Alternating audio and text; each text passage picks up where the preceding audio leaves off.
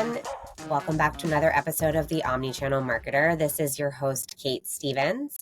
Today, I'm super excited to invite Stephen Borrelli, founder and CEO of Cuts Clothing, to join us on the podcast today. Hey, Stephen, how are you?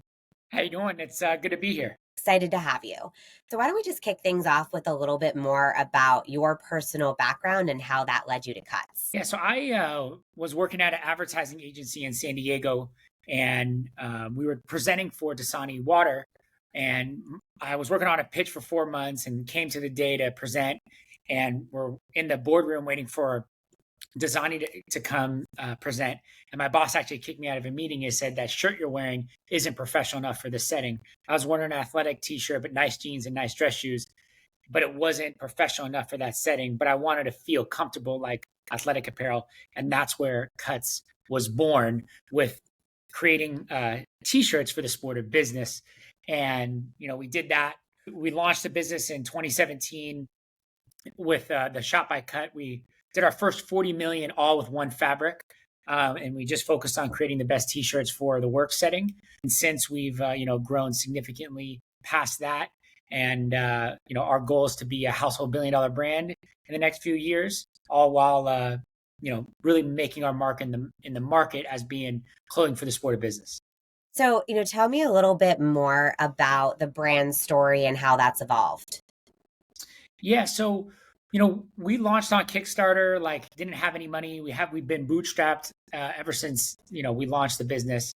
We really, the purpose of the brand was to start and to do t-shirts. But then over time, we realized, man, the sport of business encompasses a lot more type of fabrics and things. And so we started t-shirts through the first 3 years, and then we did polos, and then joggers, and then jackets. And we've since expanded to a full men's line, and recently last year launched women's. And women's has been something we're super passionate about, and we think women's could be a huge growth trajectory for us as well. And so how did you think about the first channel that you launched in, and where did you launch first? We launched on Shopify, on Facebook and Google, and we did that pretty much through the first 5 years, an influencer. And then from there we were on Nordstrom online, and then Nordstrom in stores. And then from there, we were, we actually launched our first retail in Soho, in the West Village specifically, in September of last year. And it's been awesome. We're starting to see in that zip code our most profitable ad spend because of the overflow. It's a billboard. 2, people can walk by and see it and still shop online. 3, they actually go in store and buy, and then their second purchase is online. So it does a lot of great things for the overall business as well. Yeah. So, Stephen, I actually met you first at this Amazon Innovate conference, and I went home and asked my husband, I was like, have you ever heard of Cuts? And he was like, oh yeah, that's the jacket that I have. And I was like, oh, they opened up a store in the West Village, and we live. So we've now visited your West Village location. Cool. And, have made multiple more purchases. I'm wondering, are you seeing that type of behavior? Do you know, is this, net new customers coming to your retail locations? Is it, helping existing customers buy more? Yeah, it's definitely doing all of that. So it is, I think, of the monthly sales. And again, it's somewhat new. We launched in September, but we are seeing a significant amount of net new customers. A lot of people, what they'll say is, hey, I've seen you online, but I don't want to buy online. I'm worried about with the sizing. So they go and buy, and then they become a lifelong customer. And that might be their only purchase in store. We have run 2 or 3 events, and it's been a really great thing for customers. That just a great place of connecting. We had a Michael Chandler event. We had a Mariano Rivera event. The Michael Chandler event was on USC 295. He was at the passing out his tequila brand, and it was an amazing. We had a line out the door. So we get to do a lot of cool things over time, and I think stores in those communities are just a community, hub to hang out, and so things like that get us really excited. And so as you were thinking about opening up this store, how did you choose that location? What was some of the math behind, thinking about making that investment as a brand? We looked at our number 1 zip code, and it happened to be in the West Village in New York specifically. From a density standpoint, there was other popular zip codes, but they were, in California, where there's not as many customers on foot. It's a small store. It's around 1,000 square feet. The monthly, we said, hey, if there's another COVID and this thing gets shut down, can we afford it to be not open? And the answer was yes. So we said that was kind of our risk tolerance for saying, hey, is this a good opportunity to go for? And so, as a digitally native brand, I think, there's a lot of ways to test different channels and figure out what's working. Do you see, this as a test now store? And, what are some of the things that you're looking for to, make the decision whether or not you're, expanding, or if this just kind of becomes more of a permanent location? Yeah, I mean, we signed a 2.5 year lease. So worst case, we could get out of it. A lot of leases are like 10 years. You want to stay away from that. But already there's a lot of things we would do differently. But yeah, this store is very much a test case. We had an agency help us with it to go over they kind of taught us how to launch the store. I think if we did it on our own and we did a little things differently, stores can be very profitable for us long term. It can be a huge growth lever for us. I get really excited about what we've learned so far. Some of the little things you learn, like uh, if each sales employee misses 2 customers a day, it can equate to $400,000 in that store of net profit. So it's very similar to e-com, where if your conversion rate dips even from like a 2.2 to a 2.1, times how many thousands of people, it's very similar in store, but with just lower quantity. So we treat every day just like our e-com store. Well, how many people came in? What was the conversion rate? What was the AOV? Was it how many new versus returning? We have our own SMS list that when people sign up, they sign up for local text messages and in-store products only. So there's lots of different things that we're doing to treat it like just like our the rest of our business, but it's just the store. And we're in Nordstrom and some of these other places, and I'm fans of those, but they come with like strings attached or hoops you got to jump through. The store more or less is just an extension of our brand, and it's actually been much easier to do than maybe even like some of these other partnerships that we have. Yep. And so, as you think about your brand, end to end brand experience, which you have, the owned store, you have e-com, and then you have these other partnerships with Nordstrom, how do you maintain that brand consistency across all of those channels? That's something that takes a lot of work because it's easy, you have to say no to certain opportunities if the brand voice or messaging isn't going to be there. Like in wholesale, there's many accounts that we say no to because we just don't want our brand to go there. So it's just having a discipline. Sometimes in business, it's easy to go chase revenue and we could sell X, Y, and Z. That's not really what we're out to do. We're protecting the brand long term. So it's oftentimes saying no to things rather than yes. And so, for your own store, how are you thinking about, the merchandising of what is in that store? Because you have a finite amount of space versus, e-commerce, you have much more. So how has that been kind of managing inventory in the store, what you're showing, thinking through that? Yeah, that's actually one of the biggest learnings that's different. Where a store, like we had shop by cuts, we had crew split hems, crew elongateds, and crew curves. In a store, that's just too much inventory of the same product essentially, and it's taking up. It's a more of a substitute product, which online is easy to tangle between. But in store, it's square foot. You're not really gaining extra revenue. So I think from a merchandising strategy, it's actually helping our e-com because we're thinking very distinctive. Is there a reason this is different than the next product we come out with? And so for our men's bottoms, I think we've done it well. We have we have a jogger, we have a pant, we have fake denim type product that's a little bit more of a straight leg. And so we have really different, they're not really substitute products. They're more value add or fully differentiated from each other. So I think it just takes a more level of thoughtfulness to do it properly. So, you kind of mentioned some of the merchandising. What are the other things that you would do differently, in the next store that you're opening? I mean, one, exactly that, a better merchandising from a product strategy, and we've since fixed it. Also, two, when you hang stuff, like instead of, a lot of times it looks cool, like you see the luxury brands and it's one rack and everything's horizontal. I think when you put the items more facing you, it's a way to not have to have a sales rep so someone can see what they want and just grab it. So having different depths, like things on tables, things on racks, how the rack is placed. Is there a table coming out of the wall next to it? So you can fit a lot on a wall if you plan the fixtures in the right place. Like if you go into Lulu, they do it great. I mean, it's funny. I've been shopping retail for my whole life. But now when I go in stores, I'm like, oh wow, that's thoughtful. So it's stuff you don't Hmm. even realize if you're just kind of going into shop. But when you actually do it on your own, you're understanding the thoughtfulness. And there's only so much square feet. You want to maximize it without seeing super busy. I think our first store we did too cool, but we missed out on square footage to sell more. So I think our next store we're going to really plan to be cool still, but have a great merchandising strategy. And so, taking learnings from what you've done in this first store, how will you think about approaching where your next store should be? Still using our e-commerce data. I think some of my founder friends use retail to get into new markets. For us, we're just trying to be successful first. So I think the first 10 will be our best 10 markets, best 10 zip codes, best zip code within those markets. And then, where's there's least amount of risk, most amount of revenue potential. So, we've said no to some places that were like, man, if this doesn't go well, it's going to be a big burn. So it just takes kind of one step at a time to be successful and understand the downside just as much as the upside.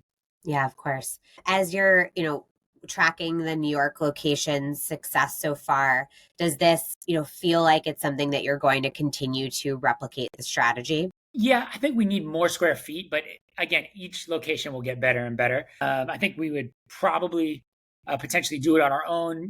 Agencies can be good if they can move quickly, and so there's a situation where we would use both. But I think someone said, "Hey, are you sure you want to be in the retail business instead of ecom business?" And I said to him, I was like, I have to be okay with being in the retail business because you can't just, that's what I got into. It wasn't just ecom. I'm in retail. Ecom is just, Hmm. and so I think that is something that he was like, oh, that's a good point. I don't look at it as two different things. It's one ecosystem to be successful at retail. Yeah, we completely agree. I mean, that's that omni-channel shopper and the way you interact and educate the customer in those different channels to make it easy for them to purchase wherever they want to purchase. So, something I like to ask all of our guests is about something that they feel boldly or passionately about. So, would love to ask you that question. Yeah, what am I passionate about? I think the more and more I've been in business is you have to appreciate the tough times as good as much as the good times. There's been years where we feel like we can do no wrong, but when I look back at those years, I realize that if we would have had a little bit more painstaking, there's actually problems brewing that showed up to make those years that felt like they're a little bit harder. When times are good, I'm a little bit more, hey, what's actually underneath this all that I'm paying much more attention to. And when times are bad, I'm like, this is actually a really good lesson. Think of how much better it is going to be in the future. Maybe that's not answering the question the right way of what I'm most passionate about, but maybe the Hmm. thing that's been on my mind the most about running the business of just trying to appreciate each moment that you're in because there's different lessons to learn in both. It's the journey, so to speak. From both the good and the bad times.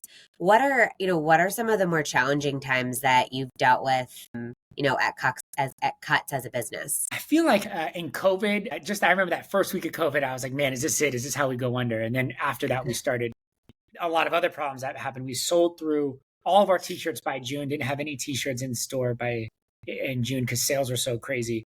But then that's thinking about, hey, things were so good, but a problem was brewing. We ended up we were selling so much, I rented like a 747 plane to ship it over here to make it in for Black Friday in 21 because since like March of 2020 to through 21 it was good, but then demand kind of slowed down, and so it was like a double effed problem essentially. Mm, It was we increased our cogs because we were shipping it over, then demand slowed down, so then you were selling those cogs all year, so it made your gross margin bad all year. And so I think that was one of those times we didn't look at the downside case. We only looked at the upside case of selling it all. So I think that's one of those times where, man, it was a lot of fun years, but we didn't realize the decision we were making really for like it really slowed down our innovation too because we had to get through that step before we could place new POs. So that was one of the more challenging times. And then supply chain issues were just a nightmare back then. We've since been diversified. Now we were 2 factories, now we're like 10. So our business is much more sound. But those years really, I feel like from 2019 to 2022, I got my MBA. Like I used to think I knew business, And I actually didn't. And now I'm almost the opposite, where I still feel like I don't know anything. I'm actually sure that I know way less now than I thought I did then, because of how much I've learned over the last couple of years. And what do you see as the future for Cuts? Our goal is still to be a household $1 billion brand. And, we want to dominate the work leisure space. There's a lot of brands in the yoga, athletic inspired businesses, where we're still athletic inspired from the nature of like the competitive edge the mindset we bring, but more geared towards the 9 to 5. And that's something that I think is unique about us versus like Aloe or Viore. Makes complete sense. Moving into the lightning round, just kind of quick answers. So, your favorite omni-channel brand? I have a lot of respect for Aloe and Viore, so I'll give those two. I think they do a great thing, and they're really fantastic businesses that have made that switch. But legacy, I really like Lacoste. They've been around for like 75 years. It's not an answer that most people hear, but they have longevity, which it's hard in apparel to be relevant. I wear Lacoste. My dad wears Lacoste, or I did wear Lacoste. They just make a really great product, and the alligator means something. And they're inspired by tennis, but no one actually I had never seen anyone wear the athletic codes in the gym, but you wear it to dress up. So there's a lot of similarities to Cuts in that regard. Thing that you wish you could change about our industry? Kind of the get rich quickness of it, because it's not that case. I think, there was a lot of people that had a lot of success in a year and a half and were able to sell their businesses. I've also heard of people go from 40 mil during 21 to 7 mil the next year. So things can drop off in a hurry. It just takes a lot of work to be good at it. E-com, you got high CACs, you got return rates, you got changing consumer behavior. There's a lot of things that aren't as easy as they make it sound. So I think some of that narrative has spilled into the industry. I guess another thing I'd want to change is just that DDC is like dead. I don't believe that. I think it's still a great channel to launch a business. But again, it needs to be a channel. It can't be the business. And if you look at a lot of those e-com startups that were like cutting out the middleman and all of that, they ended up going out of business because they were focused on the business model, but not the brand. The brand still needs to be the focal point of why a brand is successful. It's not the other way around. Favorite podcast? I love All In podcast. I know Jason and Brad Gerstner and some of those guys a little bit. I've met them, and David Sachs I'm a huge fan of. So I love the All In. It's like my news source for kind of moderate news, which is fun. Favorite newsletter? I love Morning Brew. I mean, Austin and those guys really run a tight ship. I really look up to them a lot. Favorite social media channel? Like favorite TikTok, social Instagram, media channel? Yeah. Oh, Twitter for sure. Twitter. Okay. Are you big on Twitter? I have like 7,000 followers. No, I'm not. I wouldn't say I'm big, but it's the one. So I had a presidential candidate retweet me. Mark Cuban retweeted me. So I don't care about, I'm married now. I don't care much about my Instagram profile anymore, even though it's huge to our business. But for me personally, I love just like hearing real people. Like it's actually kind of crazy. Like Mark Cuban, for example, we're DM friends and stuff like that. Like it can happen decently quick as a business owner. And so, which is fun. Vivek, he's kind of an up and coming guy. I put this tweet and then he retweeted me, and I didn't even really know who he was at the time. And I got like 500,000 views on this thing. So I feel like people don't realize that like that is still like, you're still within like an arm's reach of so many like people that it's kind of like, I feel like you're fishing. Every now and then something will bite. Yeah, it is pretty cool like that. Favorite book? I have two. One for like young people leaving college is The Defining Decade by Meg Jay. I love that book. One of her analogies is and really encouraged me to start the business at 25, 26 when I started, was if you take a wrong turn when you're 21, you're flying from LA to New York, it's going to take you a long way to get back to LA. But if you go the right way and you take a wrong turn at the end, it's just a quick left to get to LA. And she uses that analogy to be like, a lot of people are like, don't focus and don't grind in your 20s, go travel, which I think experiences are true. But if you make a lot of decisions in the early part of your life, you can get way ahead. And I think it's a really good book. And then Amp It Up from a business like leadership. If you're a business person and you're starting a company or leading a business, Amp It Up by Frank Slootman, is absolutely incredible. He talks about war on incrementalism and like, don't go for little gains, go for transformational gains. And really, like, whether it's us going after a new opportunity or us, cutting costs, like, don't cut one or two costs, cut them all so you're good. And then same thing with opportunities. Like, don't try to like get 1 or 2% better. Try to get 100% better. Try to think of things completely different to have transformational, non-incremental gain. So both of those books I think are huge. Awesome. I'll have to check them out. I haven't read either. Any events that you're excited about going to next year? Going to the Super Bowl. We're throwing a little dinner for our athletes. That'll be fun. Cool. And then what's another? I usually go to one F1 a year. Last year I went to the one in Monaco right after my honeymoon. We were out there. What else? I don't go to those that are many pretty big events. I like Those going are to pretty big Chileno events. Chileno Bay, and me and my wife just sitting there drinking playing golf and just drinking some margaritas. That sounds like I don't like being around people on my free time. That sounds lovely. Stephen, thank you so much. Where can our listeners connect with you? Stephen@cutsclothing.com is my email. I guess I didn't maybe not want to put that one out there actually. @Stephen Borrelli on Instagram and Twitter. Awesome. Twitter's probably your best bet. Don't email me. I'll probably delete it actually. All right. Thank you, Stephen. Appreciate your time. Awesome. If you liked this podcast, follow me and the Bridge page on LinkedIn and Twitter for hot takes and tactical advice. If you really loved today's episode, we'd love a review on the podcasting platform of your choice, Apple Podcasts or Spotify. Thanks for listening.